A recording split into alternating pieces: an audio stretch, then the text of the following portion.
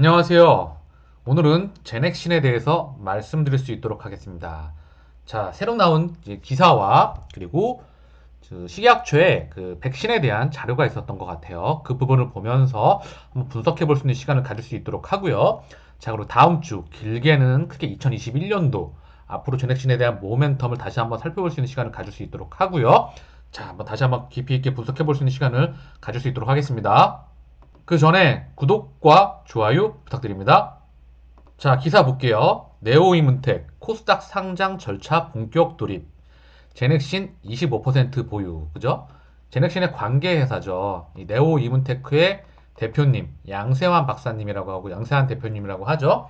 자, 성영철 회장님. 그죠? 예전에 포스텍 교수님이셨고 그분의 제자셨는데 이분이 이제 일단 우리의 하이루킨, 그죠? 하이루킨 면역 항암제, 그리고 코로나 치료제, 그리고 병용 임상에서 정말 다양하게 쓰일 수 있는 첨단 항암제입니다. 그리고 첨단 면역 치료제, 그리고 이걸 코로나 치료제로 사용을 하고 있죠. 이 부분에 대한 이제 코스닥 상장 그 부분이 있는 겁니다. 볼게요. 코스닥 상장사인 제넥신이 지분 25.31%를 보유하고 있는 네오이무텍이 코스닥 상장을 위한 증권신고서를 제출하고 상장을 위한 절차에 본격 돌입했다. 9일 증권업계에 따르면 T세포 기반 면역치료제 개발 기업인 네오이무텍이 지난 연말 코스닥 상장 심사를 통과한 데 이어 전일 금융위원회에 상장을 위한 증권신고서를 제출했다. 이를 통해 회사 측은 기업 IPO를 본격 추진한다는 계획이다. 네오이무텍은 다음 달 1일과 2일 기관 투자자 대상으로 수요 예측을 진행해 4일 최종 공모가를 확정하고 5일과 8일 일반 청약을 받는다는 계획을 세워놓고 있다. 예정대로라면 2월 중순 상장되며 상장 주관사는 하나금융투자와 미래에셋 대우시 맡았다. 기술 특례 상장을 추진 중인 네오임텍은 코스닥 상장을 통해 신약 개발 파이프라인을 더욱 강화하고 글로벌 임상 및 사업화에 주력한다는 전략이다. 이를 통해 면역 및 감염 질환의 혁신 치료제를 개발하고 글로벌 면역 항암제 시장 선도 기업으로 도약한다는 목표다. 네오임텍의 총 공모 주수는 1,500만 주, 그렇죠? DR이죠. 그리고 100% 신주 모집이다. 증권당 공모 희망가 범위는 5,400원부터 6,400원이며 이 회사는 이번 공보를 통해 최대 약 960억 원을 조달할 예정이다. 기관 투자자와 일반 투자자 배정 물량은 각각 1,050만 DR에서 1,120만 DR로 450만 그리고 375만 사이이다. 이 회사 양세환 대표는 이제 네오이무텍의 i7 그죠? 이게 이제 면역 항암제입니다. 코로나 하이루킨 이걸 쓰는 거예요. 임상 개발 사업화 등의 투자를 위해 지금이 상장의 적기라고 판단했다. 혁신 시장의 가치와 잠재력을 입증하고 신약 개발 성과를 바탕으로 기업 가치, 경쟁력을 극대화하겠다. 지난 2014년 설립된 네오임텍은 T세포 중심의 차세대 면역 항암 신약을 개발하는 생명공학 회사로 최대 주주가 코스닥 상장사 제넥신으로 지분 25.31을 보유하고 있다. 증권신고서에 따르면 5% 이상 주주에는 JK 바이오파마 솔루션스, 유한양행 등이 있다. 자, 본사는 미국 동부 메릴랜드에 있으며 판교의 한국법인 그리고 포항공대 내에 포스텍입니다. 기본 부설 연구소를 보유하고 있다. 주역 파이프라인은 면역항암 신약, T세포의 증폭을 유도하는 퍼스틴 클래스, 차세대 면역항암제이다. 여기서 제넥신의 기술을 한번 검토하고 가겠습니다. 자, 방금 전에 봤던 우리 네오이문텍, 그죠? 네오이문텍. 자, 면역항암제로 유명한 기업이죠. 자, 어떤 기업일까요? 자, 우리 기술의 제넥신도 같이 이제 하고 있죠. 같은 부분입니다. 하이루킨이라고 하는 기술이에요. 뭐냐? 자, 우리 몸속에 자, T세포라는 킬러 세포가 있어요. 그죠? T세포라는 킬러 세포가 있는데 얘가 아프게 되면 우리 몸이 아프면 아니면 암에 걸리게 되거나 세균에 의해서 바이러스에 의해서 우리 몸이 감염이 됐었을 때 면역 기능이 현저히 떨어지게 됩니다. 그죠? 그럼 T세포 수가 현저히 떨어져요. 많이 줄어든다는 얘기죠. 그러면 우리가 병을 이기기에는 암을 이기기에도 마찬가지고 이 세균과 바이러스와 맞서 싸우기에도 힘든 상황이 된다는 거죠. 그래서 이 T세포의 개수와 파워를 획기적으로 증강시키는 그런 시스템이에요. 이 시스템은요. 이걸 가지고 코로나 치료제와 항암제로 쓴다는 거죠. 항암제. 항암제에도 1세대 2세대, 3세대 기술이 있어요. 1세대는 다들 알고 계시겠지만 케미칼, 화학 항암제라고 하죠. 독성 항암제. 2세대 표적 항암제. 3세대가 바로 면역 항암제입니다. 이 면역 항암제의 앞으로 중심이 될 기술이기도 하죠. 이 시장 또한 규모가 굉장히 크죠. 자, 작용 기전을 좀 설명을 하면 기본적으로 우리 제넥신의 기술은 두 가지, 세 가지가 있는데 자, 설명 한번 하고 갈게요. 다시 한번. 첫 번째, 하이브리드 FC 기술이 있어요. 이게 제넥신의 탄생 기술입니다. 뭐냐면 바이오 의약품이 좋은데 우리 몸속에서 빨리 사라지게 됩니다. 그래서 바이오 의약품의 반감기를 획기적으로 늘린 거죠. 그래서 여기 항체 두 개를 믹스를 했어요. 여기 항체 두 개를 믹스를 했고 그래서 항체의 그 독성과 기본적으로 우리 몸의 부작용을 적게 했다는 거죠. 오래 머무를 수 있게끔 항체를 장착을 했고 이 항체가 우리 몸속에서 오래 머무를 수 있도록 해줍니다. 이 믹스된 항체가요. 그리고 여기 두 가지에다가 이 두 개 양팔에다가 여기다가 인터루킨 7을 장착하게 됩니다. 이게 바로 T세포의 개수와 파워를 증강시켜주는 단백질이에요. 우리 몸속에. 그죠? 그리고 이게 바로 하이루킨. 이 프로그램은 바로 하이브리드 FC 기술입니다. 이 하이브리드 FC 기술에다가 인터루킨 7을 장착한 게 바로 이 네오이무텍이 하려고 하는 바로 면역 항암제와 코로나 치료제라는 거죠. 그리고 유전자 치료제는 지금 백신을 이거 가지고 개발하고 있는 겁니다. DNA 치료 백신. 그죠? DNA 백신이라고 하죠. 이 부분을 가지고 현재 백신을 개발하고 있어요. 자, 조금 더 다시 한번 살펴볼 수 있도록 하고요. 또 한번 볼게요. 자, 녹십자, GC 녹십자, 바이넥스와 CMO 맞손, 코로나19 백신 물믹 작업. 자, GC 녹십자, 바이넥스와 바이오 의약품 CMO 협력 체결, 일각성 코로나19 백신 CMO 사업 위한 포석 해석도 두 업체 모두 말합격. 제넥신하고 이제 녹십자, 기타 등등. 이제 바이넥스가 우리 관련된 기업이잖아요. 그죠? 바이넥스 다양한 백신 생산 가능해. 보겠습니다. 자, 이 부분이에요. 여기서 볼 거는요. 바이넥스 관계자는 아직 포괄적인 수준의 MOU, 협력이라는 거죠. 양해각서라고 하잖아요. MOU, 협력 단계. 이제 여기서 이제 실제로 이제 가는 거예요. 자, 일단 보면 한 단계 더 나가면 이제 진행이 된다는 거고요. 구체적인 내용을 밝히기는 어렵다. 다만 이 관계자는 바이넥스의 코로나19 백신 생산 연장과 관련해 DNA 백신의 경우 이미 제넥신의 DNA 백신을 생산한 바 있다. 동물 세포로부터 미생물 배양 방식의 생산 라인까지 보유하고 있기 때문에 다양한 백신 생산이 가능하다며 자신감을 내비쳤다. 기술 이전을 받은 경우 모더나 백신과 같은 mRNA 같은 방식의 백신 생산이 가능한지 묻는 질문에는 바이넥스 관계자는 이론적으로 생산할 수 있는 역량은 있다. 준비가 필요하나 시설 및 기술적인 측면에서는 가능한 셈이라고 말을 했다. 자, 이런 부분에 기사가 한번 있었어요. 바이넥스하고요. 그죠? 우리 제넥신과 관계가 있었기 때문에 한번 갖고 와 봤습니다. 자, 또 볼게요. 지금 코로나 전 세계 확진자가 정말 대단해요. 재앙 수준입니다. 전 세계 확진자 9천만 돌파.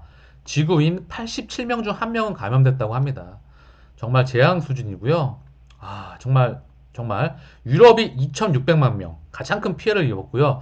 나라별로는 미국이 2,200만 명을 돌파해 가장 큰 피해를 입었다고 합니다. 미국 1 확진자가 20만 명 돌파하는 것은 정말 우습게 됐습니다. 20만 명이 넘는다는 건 하루 1 확진자가 20만 명이 넘었다. 이건 정말 나라가 이거는 진짜 마비라고 보셔도 될 것 같아요.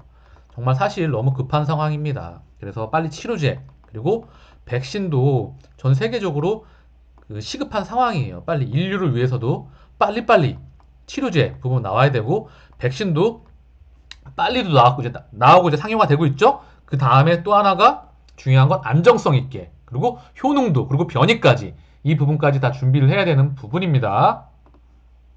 자, 그러면 또 하나 자료 볼게요. 식약처에서 보도자료가 하나 나왔었어요. 보게 되면 보도자료인데 자, 이게 1월 7일 날 나왔던 자료고요. 코로나19 백신의 특징 및 작용 원리에 대해서 나왔어요. 그죠? 굉장히 좀 자세하면서도 깔끔하게 잘 나왔습니다.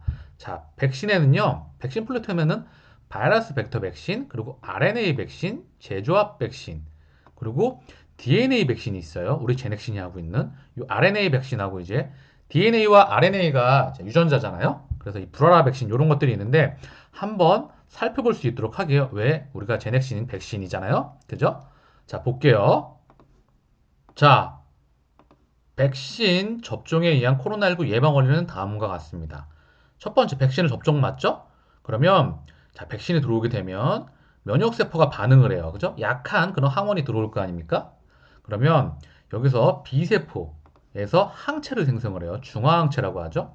그러면 이제 우리 몸속에 항체가 있겠죠? 자, 그럼 코로나19를 통해서 바이러스가 인체에 침입하게 되면 바이러스를 제거한다는 거죠. 자, 쉽죠? 근데 여기서 조금 이해하고 싶은 게 뭐냐면 이 비세포라는 놈이 헷갈릴 수가 있어요. 사실 이걸 알려고 하면 이제 면역을 좀 이해를 하셔야 되는데 이걸 설명을 하고 좀 갈게요. 기본적으로 면역은 팀이다 라고 알고 계시면 좋습니다. 면역은 팀플레이라요. 일반적으로 면역, 인체의 방어 시스템이라고 하죠. 우리 몸에 침입자가 발생을 하면 인체가 방어하는 거예요. 어디서부터? 피부 축에서부터 방어를 하죠. 뭐 침, 뭐 눈물, 기타 등등 액부터 해서 자, 우리 몸을 방어하게 되어 있어요. 그죠? 그런데 이게 이제 피부 속을 뚫고 들어오게 되면 어떻게 되죠? 우리 몸의 면역세포가 반응을 하게 되죠. 특히 뭐 어디죠? 뭐 목에 어디죠? 편도 이 부분에 집중적으로 많이 나와 있죠. 그리고 뭐 여러 림프라고 하잖아요. 이 부분을 좀 림프관, 림프절 이런 부분을 말씀드릴 건데 기본적으로 면역의 핵심은 사실 혈액에 있습니다. 혈액에 있는데 혈액에는 기본적으로 백혈구가 있고요, 적혈구가 있고요, 혈소판이 있습니다. 이 혈소판은 피를 응고시키는 역할을 하죠. 피가 멈추게 하는 역할. 그래서 이거를 피딱지 이 부분이라고 하죠. 그래서 혈소판. 그리고 적혈구는 피가 빨간색을 띠게 하는 성질을 있게 해서 헤모글로빈이라는 성분이 있습니다. 이게 사실 이제 피가 빨간색을 띠게 하는데 얘는 산소를 운반하는 성격이 있어요. 그래서 얘가 없으면 좀 어지럽기도 하죠. 자, 면역의 핵심은 백혈구죠, 사실은. 이거 드리려고 말씀을 드렸어요. 이 백혈구는 기본적으로 호중구, 호상구, 호염기구, 당구, 그 다음에 림프구라는 놈이 있어요. 얘네들도 좀 중요하긴 하지만 제 면역의 핵심은 림프구입니다. 이 림프구에는 말이에요. 림프구에는 다 들어보셨죠? 림프구. 이 림프구에는 바로 NK 세포라고 하는 자연살해세포, 내추럴 킬러라고 합니다. 자연살해세포. 이게 바로 선천성 면역이라고 해요. 그냥 선천적으로 면역을 갖고 있는 거예요. 그 다음번에는 후천성 면역입니다. 어떤 침입자가 발생을 해야 면역 시스템이 가동을 하는 거거든요. 침입자가 딱 발생을 했다. 그러면 아까 보셨던 B세포에서 침입자가 들어왔네? 레이다예요, 레이다. 얘 별명이 사실 수지상 세포예요. 레이다에서 침입자가 발생했네? 그러면 여기서 항체를 분비합니다. 항체를 분비해요. 그러면 T세포라는 놈이 분비를 해서 얘가 이제 묶어버리잖아요? 그럼 얘가 가서 죽이는 겁니다. 얘가 바로 킬러세포. 얘가 바로 후천성 면역이죠. 그래서 후천성 면역 결핍증 하잖아요? 그럼 에이즈라고 있잖아요. 에이즈. 그죠? 그럼 사람 면역이 결핍하게 되면 면역세포가 파괴가 된다는 거잖아요. 생활이 불가능하다는 거죠. 이게 바로 후천성 면역. 이 선천성 면역은 이게 들어오지 않더라도 자연적으로 얘가 알아보고 정상세포하고 비정상세포하고 정상세포는 그냥 지나가는데 이 비정상세포는 얘가 알아서 죽이는 거거든요. 어떻게? 사실 사람에는 그 세포가 60조 개 정도가 있다고 해요. 근데 이 지문이라고 세포에도 지문이 있어서 이거를 세포의 생김새라고 합니다. 어떤 거? 세포막의 생김새가 다 다르다고 해요. 그래서 중요한 건 좀 비정상적으로 변하면 얘가 이 정상 NK세포가 너 이상한 놈이 나고 죽인다는 거예요. 이거를 선청성 면역. 그래서 면역은 결국 팀이다 라고 보면 되겠습니다. 쉽죠? 자, 계속 말씀을 드릴게요. 자, 계속 한번 볼게요. 자, 그래서 자, 인체로 들어온 백신의 항원 성분들이 면역 세포를 자극합니다. 그죠? 그럼 자극된 B세포에서 바이러스를 제거할 수 있는 중화항체를 만들어서 몸속에 보관하고 있습니다. 코로나19 바이러스가 호흡기를 통해 침입하는 경우 몸속에 중화항체가 침입한 코로나19 바이러스를 제거합니다. 그죠? 제가 설명드렸던 정확한 부분이죠. 그리고 여기 T세포, B세포, T세포 이 부분에 대한 설명을 제가 방금 전에 자세하게 드린 부분입니다. 자, 그래서 바이러스 백신의 종류를 한번 볼게요. 크게 어렵지 않습니다. 이 바이러스 벡터 백신이라고 해요. 항원 유전자를 갖다가요. 항원을 일으키는 유전자를 갖다가 이제 항원을 분비하는 단백질이 있겠죠? 이 조작된 유전자를 가지고 바이러스, 벡터라고 하죠. 여기를 아데노바이러스라고 하는 전달체라고 하잖아요. 이 항원 유전자 재조합 기술에 의해서 유전자를 자르고 붙이는 유전자 재조합 기술에 의해서 여기 넣어가지고 아데노바이러스라고 하는 호흡기 바이러스가 있어요. 바로 침팬치, 그죠? 여기에 이제 중요한 건 여기에 넣고 그다음 자 체내에서 항원 단백질을 생성함으로써 면역 반응을 유도한다는 거죠. 여기 넣어가지고 이제 침투한 이제 우리 몸에 넣게 되면 얘가 세포 핵 속으로 들어가는 거예요. 이런 백신을 하는 거죠. 그죠? 자 볼게요. 그리고 계속 자 이 백신은 지금 우리가 수입하려고 하죠. 아스트라제네카 백신, 그죠? 존슨앤존슨 미국, 그다음에 얀센이라고 하죠. 한국에 도입 예정입니다. 그죠? 이런 이제 온다는 거예요. RNA 백신에 비해 상대적으로 열의 안정성 특징은 있으나 아데노바이러스를 사용함으로 생백신에 준하는 콜드체인이 필요합니다. 현재까지 허가된 백신사로는 얀센사의 에볼라 백신이 있습니다. 지금 이제 이거 들어온답니다. 이거 그죠? 알고 계시죠? 이거 접종 받는 거예요, 우리가. 아스트라카제네카 백신은 영국에서 2020년 12월 31일 긴급 사용 승인되었고 유럽의약청도 지난해 10월부터 사전 검토를 진행하고 있다고 알려져 있습니다. 자, 볼게요. 그리고 또 RNA 백신은 항원 유전자를 RNA 형태로 이제 주입한다는 거예요. 대신에 뭘 좀 싸가 벡터를 뭐 좀 싸요. 싸는데 이게 지질이라는 벡터인데 얘가 엄청난 냉동 그 첼루가 필요해요. 이게 이제 화이자, 그죠? 이 부분에 있거든요. 이 모더나 백신들이 있는데 이게 콜드 체인이 엄청나거든요. 이게 물류에서 좀 불편한 게 있거든요. 볼게요. 한번 쭉 보면 이해가 가십니다. 자, 기본적으로 항원 유전자 코로나 스파이크 단백질을 생성할 수 있는 기본적으로 유전자를 만들어 가지고 RNA 그 기질이라고 하는 이 부분을 RNA 부분이에요. 이거 설계도죠. 유전자에는 RNA가 있고요. 그리고 DNA가 있어요. 이 DNA는 원본, RNA는 복사본이라고 보시면 돼요. DNA 백신은 DNA를 백신으로 쓰는 거고요. RNA는 RNA를 백신으로 쓰는 겁니다. 복사본을요. 그죠? 쉽죠? 그래서 이 RNA 백신을 자 어디죠? RNA는 유전자 부분을 다시 한번 그 전달체 그거 있죠? 그 지질 부분에 넣고 우리 몸에 투입하는 거예요. 근데 이게 굉장히 엄청난 콜드 체인이 필요하다는 거죠. 이 부분 때문에 지질이라는 이 부분 때문에.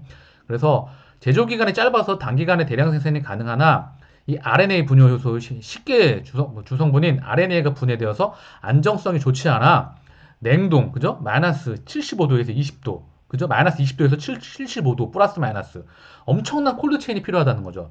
이 방식으로 코로나19 백신이 처음으로 제품화됐다는 거죠. 그죠? 화이자 그죠? 화이자 세계 최대 제약사잖아요. R&D 비용이 무려 2조 이상이 들어갔다고 합니다. 엄청난 거죠. 이 부분이거든. 자, 화이자 백신은 긴급 사용된 국가는 영국, 미국, 캐나다 등이 있고 스위스 및 유럽에서는 조건 허가가 됐다고 합니다. 자, 이 부분도 이제 예정이 되어 있죠. 이제 모더나 백신도 현재 미국에서 긴급 사용 승인이 됐고 유럽에서 조건부 허가가 되어 있다고 하는 부분이죠. 자, 그리고 볼게요. 자, 그리고 우리 제넥신은요, 바로 DNA 백신을 제넥신과 진흥생명기학에서 개발 중이라고 하는 거죠. 뭐죠? DNA. 유전자 원본이죠, 원본. 우리가 이제 항원 단백질 이런 항원 유전자를 추가했잖아요. 변이에도 대응 가능한 항원 유전자, 유전자 제조합 기술에서 유전자를 만들었죠. 항원 유전자, 면역 증강 유전자지만, 자, 항원 유전자와 면역 증강 유전자, 이 중에 항원 유전자를 추가해서 넣은 거예요. 그리고 플라스미드라고 하는 DNA, 세균에는 플라스미드라고 DNA라고 하는 이 세균 덩어리가 있어요. 이거를 전달치로 넣어가지고, 자, 어떻게 하죠? 이제 벡터를 사용해서 전기 천공 방식에 의해서 우리 몸에 투여한다는 거죠. 그래서 자, 항원 단백질이 분비가 되면 기본적으로 우리 몸의 면역세포가 반응을 하고 항체하고 이제 T세포가 반응을 해서 면역을 기본적으로 갖게 하는 시스템이라는 거죠. 자, 쉽죠? 이런 시스템을 가지고 있고요. 제조합 백신은 자, 이거 단백질을 그대로 쓰는 거예요. 유전자 제조합 기술을 이용해 만든 항원 단백질을 직접 주입하여 면역 반응을 유도하는 거로 가장 많이 사용되는 백신 플랫폼 중에 하나이다. 자, 코로나 스파이크 단백질. 이 유사한 단백질을 유전자 제조합 기술을 이용해서 만들어서 항원 단백질을 직접 주입하여 면역 반응을 유도하는 거라는 거죠. 우리 몸에 그냥 단백질을 직접 투입한다는 거예요. 자, 그래서 제조합 항원 단백질만으로는 면역 반응이 낮을 수 있어 일반적으로 면역 증강제가 포함된 제형이 필요하며 오랜 기간 사용으로 안정성 높은 백신으로 알려져 있다. 그죠? 비형 간염 백신이나 인유두종 바이러스 백신 등이 제조합 백신에 해당된다. 자, 코로나19 백신으로는 노바백스사 백신이 있으며 2020년 9월부터 3상 시험이 진행 중이며 현재까지 해외 허가 상태는 아직 없습니다. 이걸 SK 바이오 사이언스가 이 백신을 이제 개발 중에 있다고 말하는 부분이에요. 자, 그리고 마지막 이제 전통적인 백신이죠. 불활화 백신은 바이러스를 사멸시켜 항원으로 체내에 주입하여 면역방을 유도하는 전통적인 백신 플랫폼으로 개발된 다수의 백신이 있다. 사백신이라고 하잖아요. 그냥 바이러스를 뭐 죽이거나 거의 독성을 약화시켜가지고 바이러스를 그냥 투입해버리는 거예요. 그죠? 이게 이제 중요한 건데, 바이러스 감염 바이러스 확보 시 신속 개발이 가능하고 제조 방법이 단순하여 중화항체 유도가 우수한 특징이 있으나 코로나19 바이러스의 경우 생산 시설이 필요하다. 그런 거죠. 자, A형 간염 백신, 주사형 소아마비 백신, 일본 나염 백신이 있다고 합니다. 자, 이런 시스템으로 자, 하고 되는 기본이에요. 자, 잘들 보셨나요? 자, 일단 들으셨죠? 일단 보면 제약신 같은 경우에 모멘텀이 많이 있기는 해요. 모멘텀, 그죠? 지금 네오 이무텍 상장하고 있고요. 그죠? 그리고 이제 중요한 건 세 가지 기술에서 뻗어나오는 15가지 파이프라인. 그죠? 이 파이프라인 중에서 바로 코로나 백신, 그리고 코로나 치료제. 그죠? 이게 이제 주목을 많이 받았고, 그 다음에 두 번째로는 자, 면역 항암제. 이게 네오 이무테크예요. 그죠? 네오 이무테크 하이루킨. 그죠? 이 부분이 있는 거고요. 그 다음에 유전자 치료제.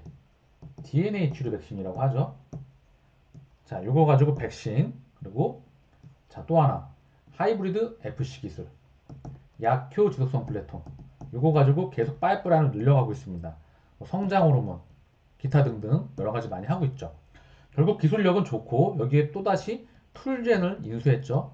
유전자 가입, 크리스퍼 카스9이라고 하는 자, 툴젠의 회사를 인수했어요. 여기에 2세대 카티 기술이 들어가게 됩니다. 이 부분을 항암제에 가장 앞서 있는 첨단 항암제라고 하죠. 이 부분에서 2세대 기술력이 들어가는 겁니다. 이 크리스퍼 카스9 기술과 병합이 된 2세대 기술력. 자, 그래서 앞으로 나올 모멘텀은 참 많겠죠, 여기서. 뭐, 에로를 추가적으로 기술 수출을 한다거나, 그죠? 뭐 상장을 하고, 뭐 상장에 대한 부분 관계회사, 그리고 추가적으로 이제 나올 수 있는 치료제와 백신에 대한 모멘텀. 많이 있죠. 그죠? 뭐 다음 주부터 유슈나 이슈, 그리고 뭐 다음 달, 크게 2021년도, 2022년도, 2022년도, 뭐 앞으로 쭉 체크해야 될 사항이 많이 있을 것 같습니다. 중요한 건 늘 말씀드려요. 2020년도에 우리가 백신을 개발하면서 항상 빨리 패스트 했었으면 좋겠지만 패스트와 퍼스트는 중요하지 않고 처음으로 가장 빨리는 중요하지 않고 베스트였는데 이 부분에서 대응했던 부분이 우리가 회사의 대응 차원에서 좀 많이 아쉬웠어요. 그죠? 왜? 신뢰에 대한 부분, 소통에 대한 부분, 그리고 회사에 대한 미디어에 대한 대응 부분. 그죠? 이 부분이 너무나 아쉬웠던 부분이 있었고 이제 이 부분은 신뢰를 회복하는데 우리가 상당 기간 시간이 걸릴 것 같아요. 그래서 우리는 이 부분을 두 눈을 부릅뜨고 지켜보면서 2021년도를 계속해서 살펴볼 수 있는 시간을 가져보면 될 것 같습니다. 자, 내용이 좀 도움이 되셨나요? 도움이 되셨죠? 도움이 되셨다고 한다면 구독과 좋아요 부탁드립니다. 감사합니다.